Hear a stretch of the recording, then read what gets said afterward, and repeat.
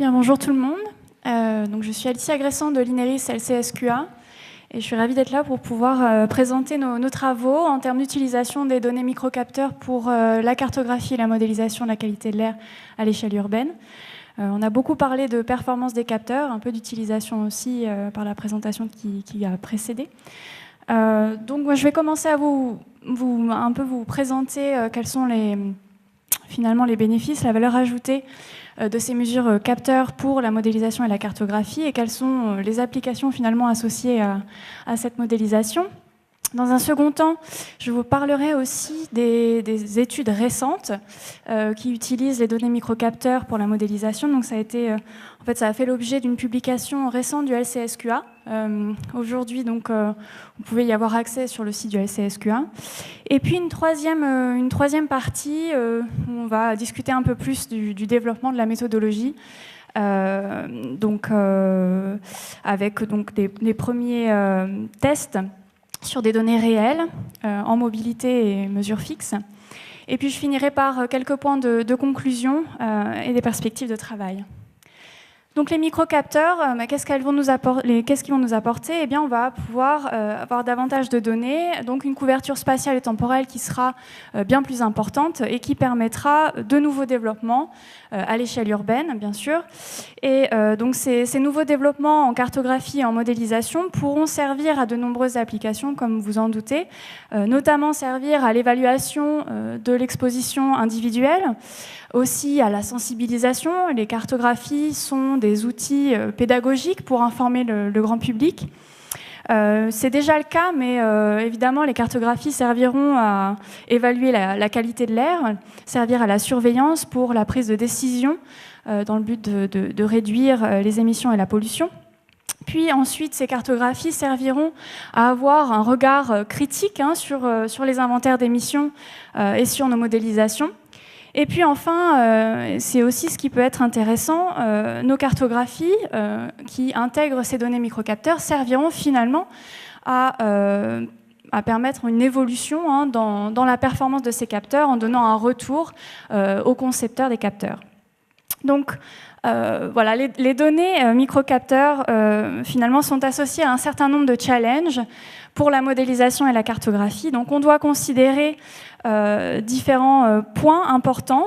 D'une part, la représentativité spatiale et temporelle des données, puisqu'on va avoir un certain nombre de supports finalement possibles pour faire ces mesures. Les vélos, les tramways, les voitures, les bus. Donc ça rend un peu la mesure plus compliquée.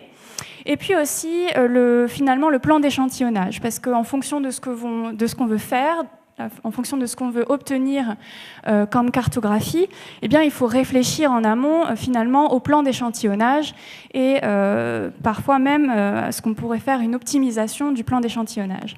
Un second point, c'est l'hétérogénéité du jeu de données.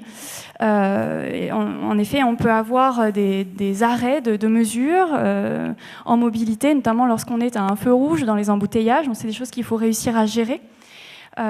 Et enfin, un dernier point, un point qui est important, dont on a beaucoup parlé aujourd'hui, notamment ce matin, avec la présentation de Nathalie et Laurent, les incertitudes. On a de grandes incertitudes sur ces mesures capteurs et il faut finalement considérer ces incertitudes dans nos cartographies. Et ça, c'est plutôt une grosse question. Donc voilà, on a réalisé au LCSQA cette année un travail une analyse bibliographique. On a essayé de rassembler finalement tous les travaux qui ont été réalisés et publiés. Je précise, parce qu'il y a certainement des travaux dont on n'a pas encore eu la pleine connaissance du fait qu'ils n'aient pas été encore publiés, mais pour le moment, on a pu retirer de cette analyse deux grandes catégories finalement de méthodes pour réaliser des cartographies à partir des mesures capteurs. Donc la première famille, en fait, s'apparente à l'interpolation géostatistique, donc le crigeage. Et puis ensuite, on va avoir des méthodologies plutôt statistiques pures, telles que les modèles de régression, donc les Land Use Regression Models, Donc là, par exemple, pour les méthodes donc en crigeage, on a deux exemples ici. Un premier qui correspond à une cartographie à partir de mesures d'ozone pour un capteur en mobilité à Valence, où là, la cartographie a été réalisée à partir d'une méthode de crigeage assez simple, un crigeage ordinaire. Je ne vais pas rentrer dans les détails ici. Et puis un deuxième exemple pour le NO2, où on combine les données de capteurs fixes à de la modélisation. Donc là, c'était à Oslo. Et enfin, pour les méthodes donc, statistiques, en fait, ici, pour les PM2.5, on a la combinaison donc, des données de capteurs et puis de l'information géographique. Donc la performance finalement de ces deux types de méthodes va dépendre pour la fusion de données, c'est-à-dire la combinaison du modèle et des données, eh bien, de la qualité du modèle de dispersion, mais aussi de la calibration des capteurs et enfin finalement du plan d'échantillonnage que l'on aura choisi.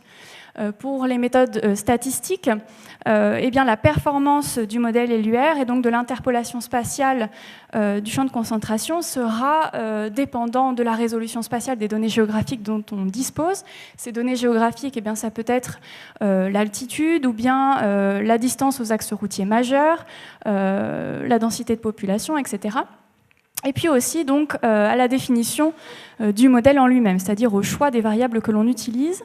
Je le répète, vous pouvez donc avoir accès à cette note technique sur le site du LCSQA. C'est ici juste quelques exemples de ce qu'on a pu finalement relevé comme utilisation des microcapteurs.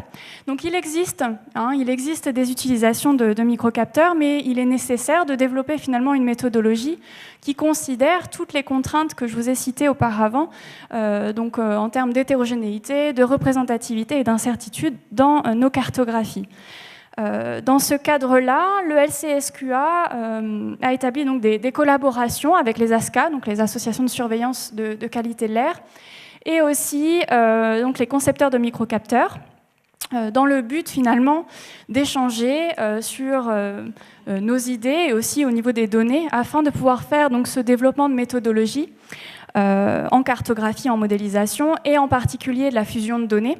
Donc, je le rappelle, c'est donc de la combinaison entre le modèle et les données de capteurs. Donc, je vais un petit peu vous présenter ce qu'on a pu faire en termes de développement de méthodologie. Là, juste un exemple des données qu'on a utilisées. Donc, ce qu'on cherche à faire dans un premier temps, avec les données ici d'Atmotrack sur l'agglomération de Nantes, où on a 8 capteurs en mobilité pour les PM10 et les PM2.5, et une douzaine de capteurs pour les PM10 et les PM2.5 également. Ici, ce qu'on veut faire dans un premier temps, c'est avoir un regard sur les données, voir si elles sont exploitables ou non. Donc là, c'est juste un exemple sur la figure du haut des capteurs mobiles et en bas des capteurs fixes, où on compare finalement la dispersion des observations des capteurs par rapport aux stations de référence qui sont géolocalisées ici. Et on se rend compte que les capteurs ne sont pas si mauvais, en tout cas ça reste correct. Et en fait, on peut aussi regarder quelle est la fréquence d'échantillonnage des capteurs dans le temps et aussi dans l'espace. Donc là, je ne vous l'ai pas montré ici, mais en regardant la fréquence d'échantillonnage, on s'est aperçu qu'on avait une journée en particulier pour laquelle on avait beaucoup de données. Et c'est la journée du 21 mars 2018. Donc le reste de la présentation, donc les tests que nous avons effectués, seront sur cette journée du 21 mars 2018. Alors voilà, une fois qu'on a regardé les données, finalement, il faut qu'on choisisse un petit peu la méthode que l'on va utiliser pour réaliser la cartographie, faire l'interpolation spatiale. On a choisi d'utiliser une approche géostatistique. Si vous vous souvenez, tout à l'heure, je vous parlais de méthode géostatistique et de méthode statistique pure. Et bien là, l'intérêt de la méthode géostatistique, c'est que cette méthode va permettre de considérer la valeur de l'observation, mais également la position de l'observation, la localisation. Donc, en fait, la méthode géostatistique va permettre d'avoir une information sur la variabilité spatiale entre deux points de concentration sur notre domaine d'étude, ce qui n'est pas le cas des méthodes statistiques de type BLEU. Donc on va avoir finalement une réponse sur la régularité spatiale et sur l'anisotropie de notre phénomène. Et aussi une notion qui est importante dans la méthode géostatistique, c'est le fait que finalement, et ça paraît assez logique, deux observations qui sont proches l'une de l'autre auront tendance à se ressembler davantage que deux observations qui sont éloignées. Effectivement, la concentration d'un polluant situé en X2 sera plus proche de celle en X1 que de celle en X3. Par contre, si on veut faire une estimation de la concentration en X2, il sera plus précis de considérer la concentration en X1 et en X3. Alors si on considère notre champ de concentration comme ce que nous souhaitons finalement estimer, eh bien on peut l'associer à un processus assez aléatoire qui sera représenté et réalisé, où on aura des réalisations à certaines positions X de l'espace.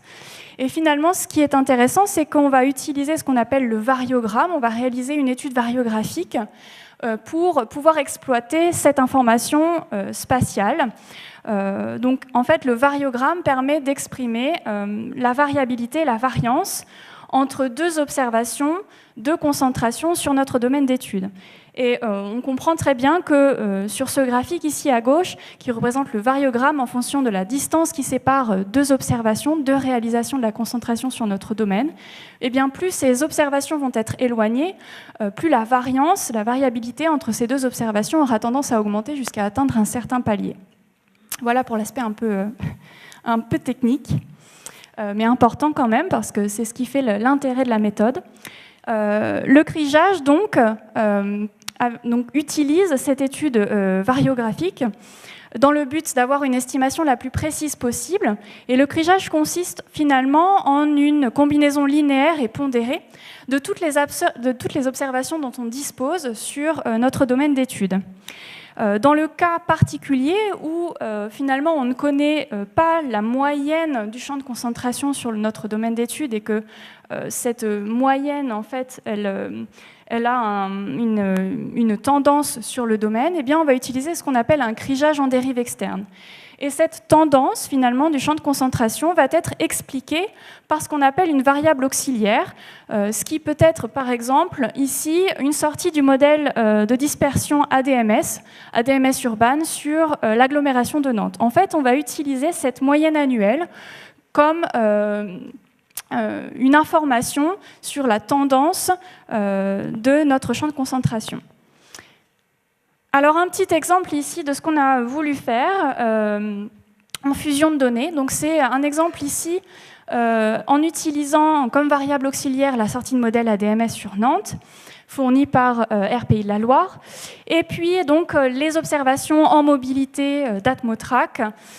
Donc ce sont, en fait je ne l'ai pas précisé, mais ce sont des mesures qui sont réalisées sur des voitures auto-école pendant la journée de PM10. Donc là, en fait, toutes les heures, ce qu'on a décidé de faire, c'est finalement de faire une moyenne des observations à chaque position de mesure. Donc chaque heure, vous voyez défiler là des cartes, en fait, chaque heure, on a une moyenne à chaque position. Et derrière, le fond, c'est la moyenne annuelle du modèle de dispersion. Alors après, une fois qu'on a ça, ce qu'on a voulu essayer de faire, eh bien, c'est de considérer l'incertitude des mesures dans la modélisation. Pour ça, eh bien, on impose ce qu'on appelle une variance d'erreur, de l'erreur de mesure, qui est composée de la variabilité et de l'incertitude propre à la mesure. Cette incertitude, en fait, on l'a associée à 25% pour les stations de référence. Donc ça, c'est lié notamment à la directive de la qualité de l'air. Et puis, on s'est dit, pourquoi pas essayer à 125% pour les capteurs. Pour ça, je me suis basée sur un peu l'étude de la dispersion des données que j'ai faite au début, où je compare finalement l'incertitude des capteurs à celle des stations de référence. Et on se dit, finalement, c'est à peu près 5 fois l'incertitude des stations de référence. Mais ça, c'est tout à fait discutable en réalité.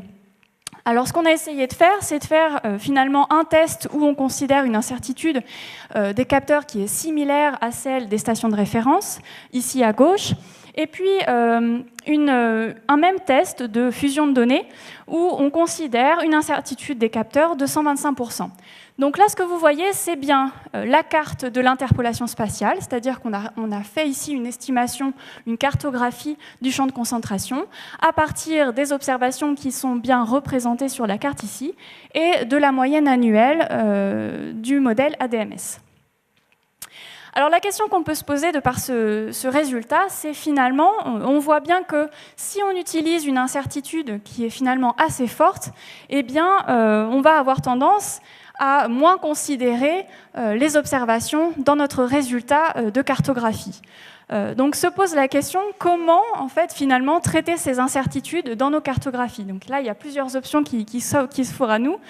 Soit on essaie au niveau de la conception du capteur d'aller plus loin, d'essayer encore d'améliorer finalement ces mesures, ou bien il faut trouver une solution pour la considérer de façon un peu différente, en tout cas pour que les mesures puissent être finalement considérées dans notre méthodologie de cartographie. Un petit résultat plus là sur une moyenne finalement journalière où on compare aux différentes stations de référence eh bien, la valeur des observations de référence en noir sur les graphiques, puis la concentration issue de l'estimation en rouge et en bleu le modèle de dispersion ADMS. Donc je répète, c'est à chaque station de mesure de référence et à droite ici vous avez finalement la carte fusionnée en moyenne journalière. Donc ce qu'on peut voir ici, c'est que pour les deux stations, les stations 4 et 2 par exemple, c'est les stations pour lesquelles eh bien, on a le moins d'observations, le moins de mesures microcapteurs proches. Donc on a tendance finalement à avoir une influence du modèle qui est vraiment plus importante. Donc on a tendance à avoir une estimation qui se rapproche plus du modèle. Tandis que pour les autres stations 1, 3 et 5, on a des stations, on a des sites fixes de microcapteurs, plus des données en mobilité qui sont assez proches. Donc finalement, on va plus se rapprocher de la donnée de référence.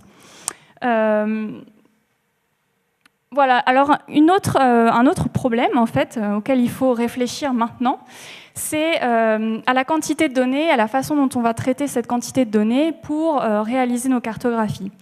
Donc là se pose la question de la performance du crigeage notamment. Est-ce que la performance du crigeage sera altérée ou non par la quantité de données? Ce qu'on a voulu faire, qu'on commence à réaliser, ce sont des tests avec un plan d'échantillonnage artificiel. Ici, on a repris une trace d'observation réalisée par Atmotrax sur 1 heure et on l'a finalement répliqué pour 365 jours en conservant une variabilité qui soit représentative de ce qu'on pouvait observer. Donc là, en fait, on a 365 jours qui défilent avec une même trace et on essaie de réaliser finalement 365 fois ce crigeage et d'estimer le temps de calcul. Donc pour ce genre de calcul, on arrive à 6 heures de calcul, ce qui est tout à fait raisonnable, mais on se demande finalement si on multiplie la quantité de données par 10, est-ce que ce sera linéaire? Est-ce qu'il nous faudra 60 heures de calcul ou non?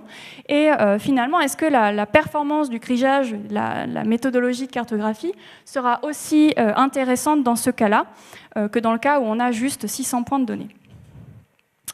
Voilà, je finis juste par quelques points de conclusion, juste pour dire que la première phase, c'est bien évidemment de collaborer, d'échanger en termes d'idées, mais également de données, parce que sans les données, on peut faire des plans d'échantillonnage artificiel, mais c'est quand même plus intéressant de travailler avec des données réelles.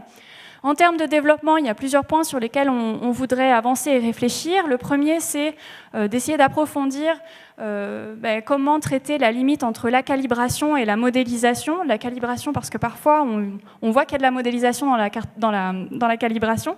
Et si on arrive à utiliser ces données-là ensuite pour nous faire de la modélisation et de la cartographie, il y a un moment où le serpent se mord la queue. Donc il va falloir quand même réfléchir un peu à ça. Quelle est la donnée qu'on utilise ? Ensuite, en termes d'estimation, il y a encore pas mal de tests de sensibilité à effectuer, notamment pour finalement considérer les incertitudes des capteurs. Et aussi d'autres choses à tester, comme utiliser d'autres variables auxiliaires que du modèle. On pourrait utiliser des émissions, des variables géographiques, dans le but donc de répondre à toutes les applications que j'ai citées au début, donc de la qualité de l'air, finalement de l'amélioration dans les inventaires, dans la modélisation, et puis dans l'idée aussi d'apporter finalement des retours aux concepteurs de capteurs afin de contribuer à l'amélioration de la performance de ces capteurs. Voilà, je vous remercie si vous avez des questions.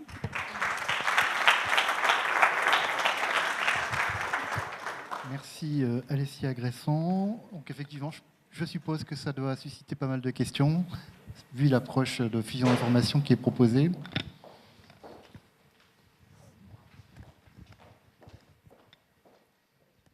Bonjour, Aurélie Prouve de Valeo. J'ai une question. Quand vous comparez tout à l'heure les capteurs mobiles avec les stations, vous dites assez proches. Quelle distance vous considérez pour les comparer? Alors, quand on fait juste la comparaison des données, là, c'est vrai que en fait, ce que j'ai fait, c'est de la géolocalisation au plus proche. Donc, il n'y a pas forcément cette limite de cette station est trop loin, je ne la considère pas. Là, on prend la station la plus proche. Ouais. Oui, j'ai une question. D'abord, merci pour cet exposé très intéressant sur l'aspect géographique et l'utilisation de la statistique. Mais je voudrais quand même faire remarquer une chose. Est-ce que vous avez utilisé ces techniques dans un endroit où le relief est contrasté? Parce que je doute que ça marche aussi bien. Et c'est ça que je voudrais savoir. Parce que l'interpolation spatiale, c'est bien quand c'est plat, quoi. Oui, alors c'est une question intéressante. Pour le moment, effectivement, on n'a pas fait ce genre de test. Et c'est aussi un des points de perspective de travail, c'est d'intégrer ces soucis d'anisotropie en fait, dans le crigeage. Ce sera évidemment un point qui va être traité. Malheureusement, on n'a pas encore eu trop le temps de sortir des choses à ce niveau-là. Ce sera bientôt fait, je l'espère. Mais oui, évidemment, oui, évidemment. Benjamin Hanoun a une question. Je ne vois pas.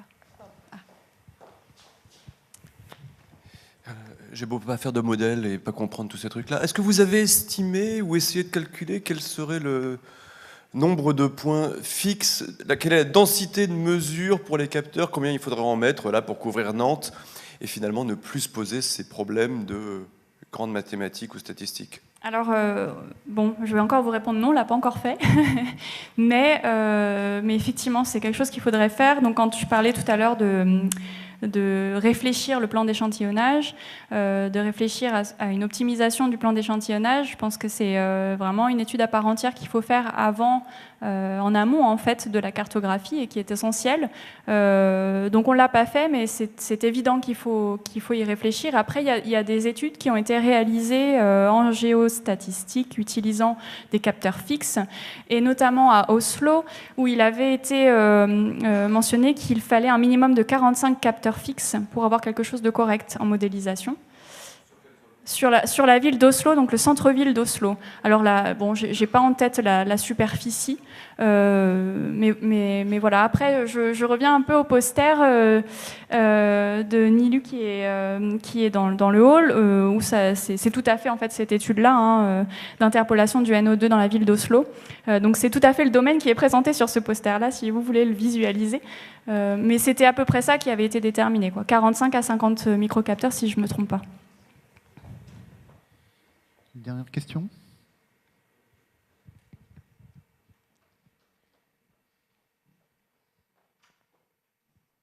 Nadine Bernard, Université de Franche-Comté. J'ai peut-être été peu attentive à un moment parce qu'il manque un maillon. Donc là, vous avez avec ADMS Urban une sortie annualisée des données. Oui. Et puis sur vos trajets, donc vous choisissez déjà un trajet type. Et puis là, vous avez des sorties qui vont être horaires. Oui. Oui. Et donc, j'arrive pas bien à comprendre. Donc, sur vos données horaires, vous reproduisez pendant 365 jours ce chemin. Donc sur le plan artificiel, oui, ce qu'on fait, c'est que on a pris en fait une trajectoire de mesure qui avait été réalisée par une voiture auto-école sur laquelle il y avait le capteur d'Atmotrack. Voilà. On a pris cette trace-là sur 1 heure, effectivement, et puis on a évalué la variabilité des observations pour cette trace-là, et on a répliqué finalement cette trace tous les jours. C'était en fait vraiment juste pour avoir une idée, finalement là c'est plus quantitatif, de si on a tant de données chaque jour et qu'on veut faire l'interpolation, qu'est-ce que ça va nous coûter en temps de calcul. C'était plus ça l'idée pour ce plan artificiel, oui, plus dans l'idée de calculer, en fait, d'avoir une idée du temps de calcul. D'accord, donc c'est un bootstrap. Oui. D'accord. Et puis après, pour le... vous regardez la distance la plus courte entre le point de mesure et la station la plus proche. Donc, Oui. au cours d'un chemin type, vous pouvez changer de station dans votre comparaison. Tout à fait. D'accord. Merci. Plus de questions? Très bien. Merci beaucoup.